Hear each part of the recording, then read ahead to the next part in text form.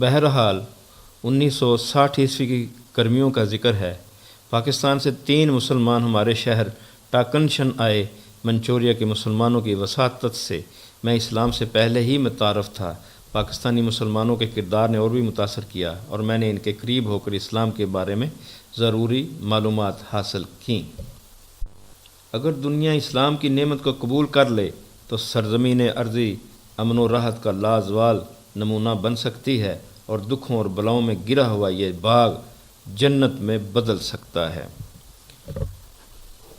بسم اللہ الرحمن الرحیم۔ السلام علیکم ورحمۃ اللہ وبرکاتہ۔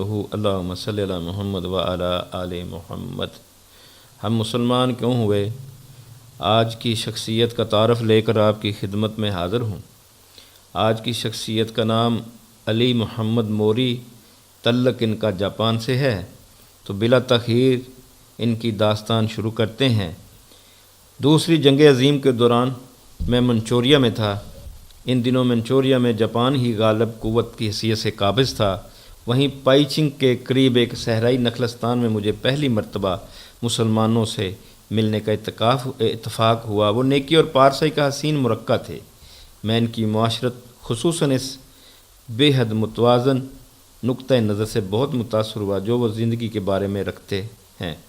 جو منچوریا کے اندرونی علاقے میں سفر کرتا رہا، میرا یہ تاثر گہرا ہو کر خوشگوار صورتحال اختیار کرتا گیا۔ جنگ ختم ہوئی تو میں 1946 کی گرمیوں میں واپس وطن آ گیا۔ جاپان اب ایک شکست خوردہ ملک تھا۔ ملک کی صورتحال مکمل طور پر بدل چکی تھی اور خیالات میں زبردست انقلاب آ گیا تھا۔ بودھزم ملک کا ایک اکثریتی مذہب تھا، مگر اب اس کی صورت پہلے سے بھی زیادہ مسخ ہو چکی تھی اور چہ جائے کہ وہ ہزیمت خوردہ ذہنوں کا کوئی شافی علاج پیش کرتا، اس نے معاشرے کو الٹا بدی اور بے اطمینانی کی دلدل میں دھکیل دیا۔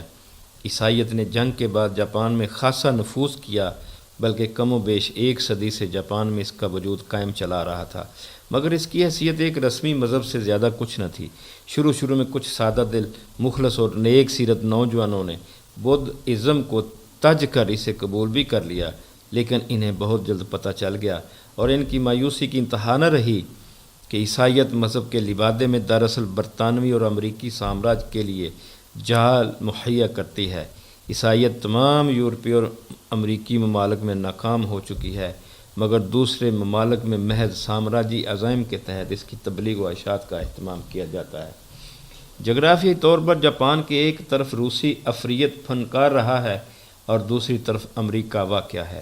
دونوں اپنی اپنی توفیق کے مطابق جاپانی عوام کو متاثر کرنا چاہتے ہیں، مگر کسی کے پاس کوئی ایسا مرہم نہیں جو جاپانیوں کی زخمی روحوں کو تسکین بخشے، اور ظاہر ہے ان سے ایسی امید ہی عبث ہے۔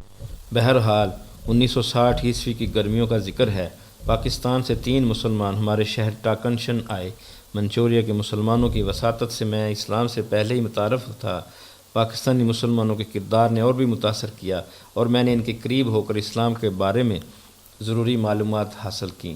مجھے یقین ہو گیا کہ زندگی کے سارے دکھوں کا علاج اسلام کی اطاعت میں ہے، اور یہی وہ مذہب ہے جو سارے مسائل کا قابل عمل حل مہیا کرتا ہے۔ خصوصاً میں اسلام کے نظام اخوت سے بہت متاثر ہوا۔ سارے مسلمان آپس میں بھائی بھائی ہیں اور خدا نے انہیں باہمی طور پر محبت اور ہمدردی سے رہنے کی تاکید کی ہے۔ میرا یقین ہے کہ دنیا کو آج اسی قسم کی اخوت کی اشد ضرورت ہے۔ المختصر مزید اطمینان اور وضاحت کے لیے کوبے سے مسٹر موتی والا اور ٹوکیو سے مسٹر میتا میرے پاس آئے اور میں نے مسلمان ہونے کا اعلان کر دیا۔ میں پورے وثوق سے کہتا ہوں کہ دنیا کو اسلام کی جتنی ضرورت آج ہے شاید پہلے کبھی نہ تھی۔